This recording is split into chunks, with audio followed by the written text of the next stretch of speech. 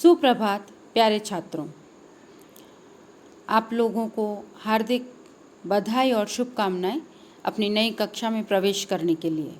आप अपने सफलता की सीढ़ियों को चढ़ते हुए फिर एक नई कक्षा में आ गए हैं, तो हमारी हार्दिक शुभकामनाएं आपके साथ हैं। और हमारे 7th क्लास के हिंदी की भाषा मणि का हम अपना प्रथम अध्याय शुरू करने जा रहे हैं। आप लोगों से आशा करूंगी कि आप लोग हमेशा की तरह इस वर्ष भी पढ़ाई मन लगाकर करेंगे और अच्छे से अच्छे नंबरों के साथ उत्तीर्ण होंगे। हर चीज़ को अच्छे से समझेंगे। जन्मभूमि हमारा पहला अध्याय है। जन्मभूमि बहुत ही अच्छी और हमारी जन्मभूमि के लिए जो भावनाएं हमारी होनी चाहिए। सुमित्रा नंदन पंत जो एक बहुत अच्छे उम्दा कवि रहे हैं हिंदी साहित्य जगत में, उन्होंने मातृभूमि के प्रति अपनी भावनाओं को प्रकट किया है और उन्होंने जन्मभूमि को स्वर्ग से भी श्रेष्ठ बताया है। उन्होंने यहाँ के पर्वत, नदियाँ, तपोवन जहाँ पर तपस्या करते हैं ऋषि मुनि, और ऋषि मुनियों को जो ज्ञानार्जन करते हैं, तथा हमारे भारत की प्राकृतिक संपदा के बारे का परिचय हमसे कराया है। उन्होंने अपने इस कविता में युद्ध के कारण जो अस्त व्यस्त हो गया है देश या हमारी वसुधा, हमारी पृथ्वी, उसके लिए भी कहा है कि भारत का ऐसा विश्वास है कि पूरे विश्व को एक वसुधैव कुटुंबकम की भावना से भर देगा, यानी पूरी धरती हमारा परिवार है। ऐसा कवि का विश्वास है अपने भारत में और भारतवासियों के लिए। तो आइए हम अपनी कविता का पाठ शुरू करें और कवि की जो अपनी भावनाएं छुपी हुई है कविता में, उन्हें मैं अपनी कविता के माध्यम से वो समझ लें। जननी जन्मभूमि प्रिय अपनी, जो स्वर्गादपि चिरघर्यसी। कवि कहते हैं कि जननी जन्मभूमि, कि हमारी जो मातृभूमि है और हमारी माता, जननी यानी माता, और जन्मभूमि यानी हमारी जो जन्मभूमि जहाँ हम रहते हैं, हमारा जो राष्ट्र है, हमारी जो पृथ्वी है, वो प्रिय अपनी सबसे प्रिय है। जो स्वर्गादपि चिरघर्यसी, जो स्वर्ग से भी महान है। जिसका गौरव भाल हिमालय, स्वर्ण धरा हस्ती चिरश्यामल। ज्योतित ग्रथित गंगा यमुना जल, वह जन जन के हृदय में बसी। कवि कहते हैं कि हमारी जो जन्मभूमि है वो स्वर्ग से भी महान है।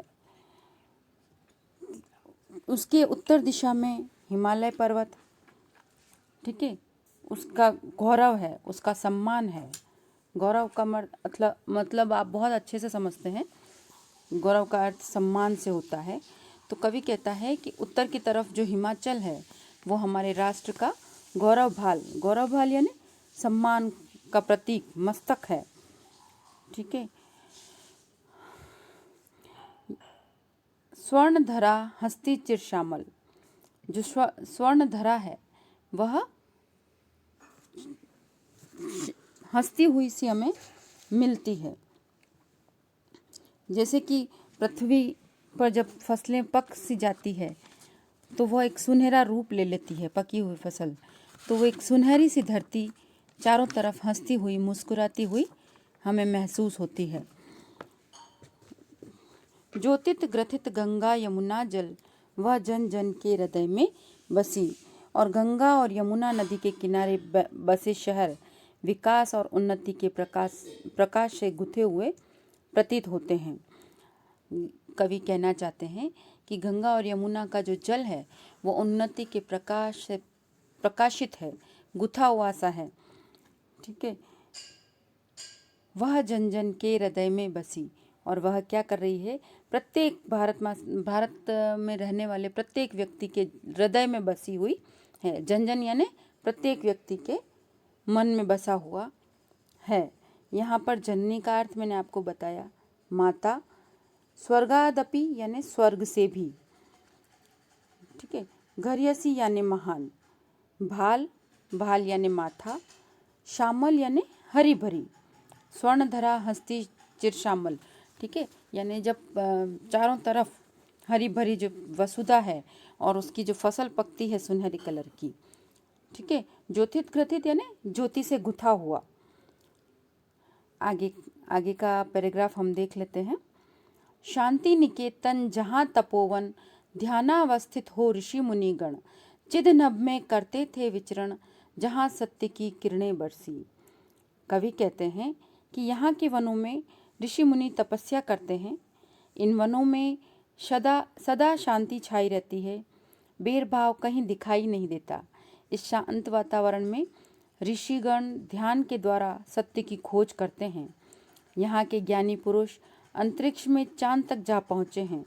यहाँ ज्ञान के साथ सत्य का प्रकाश फैलता है, ठीक है। ध्यानावस्थित अर्थात जो ध्यान में लगे हुए हैं।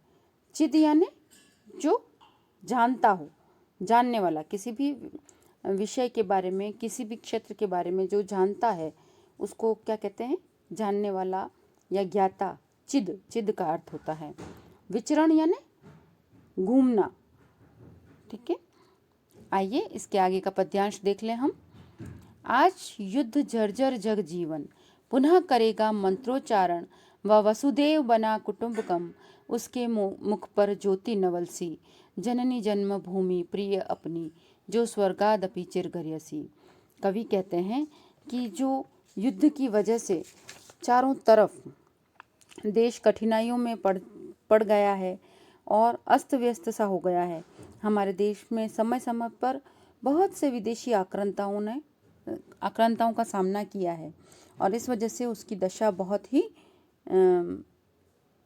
दुखदाई सी हो गई है। पर आज जो स्वतंत्रता, आज यह स्वतंत्र है और फिर से सारी पृथ्वी को एकता के सूत्र में बांधने के लिए देशवासी वसुधैव कुटुंबकम अर्थात सारा संसार एक ही परिवार, एक ही मंत्र का उच्चारण करेंगे। भारत विश्व को एकता के सूत्र में बांधने की विचारधारा संसार के सम्मुख रखेगा, जिससे उसका यश बढ़ेगा और इस यश के कारण भारत माता के मुख पर एक नई ज्योति प्रकाशित हो जाएगी। यह हमें जननी जन्मभूमि प्रिय अपनी, यह हमारी जो माता और मातृभूमि है, यह स्वर्ग से भी श्रेष्ठ है। मैंने एक बार पुनः इस कविता को आप लोगों को समझा दिया है। मुझे यकीन है कि आप लोगों को समझ में आ गया होगा। यहाँ पर अंतिम पद्यांश में जो शब्द आए हैं, जर्जर यानी टूटा फूटा, कष्ट पाता हुआ सा, और जो दूसरा है वसुदेव, वसुदेव यानी संपूर्ण वसुधा, और कुटुंबकम यानी परिवार के समान, नवल सी, नई सी। तो सुमित्रा नंदन जी जो बहुत अच्छे हमारे कवि माने गए हैं, साहित्यकार माने गए हैं हिंदी जगत में, उनकी यह एक छोटी सी रचना, छोटी सी कविता हमारे सामने है और इसको हमने पढ़ा। इसके पीछे हमारे भारत की जो प्राकृतिक संपदा का वर्णन है, इनकी भावनाओं में, और अपने देश को और देश की वसुधा यानी देश की जो पृथ्वी है, हमारी जो मातृभूमि है, उसको सबके सामने ये बताने का एक उनकी इच्छा थी कि वह स्वर्ग से भी महान है।